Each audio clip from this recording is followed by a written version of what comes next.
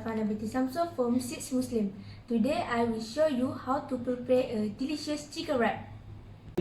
The ingredients as follows: salad, cucumber and carrot. Later on we will cut into pieces just like this. Chicken fillet filled with turmeric and salt. Mayonnaise.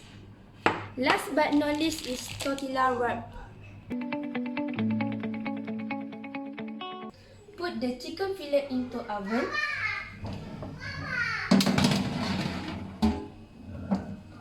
Set temperature to 175 degrees Celsius.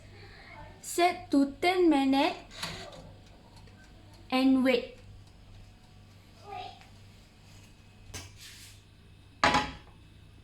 Heat up the non-stick plate.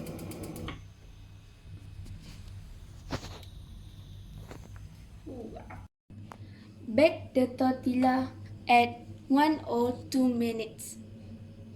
Put mayonnaise on tortilla.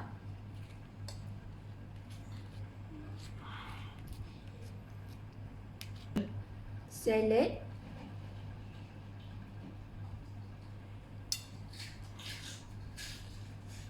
Cucumber and carrot.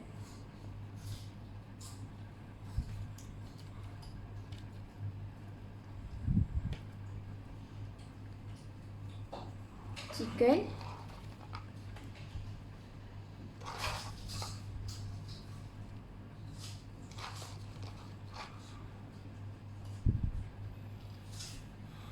And the last thing is wrap them together.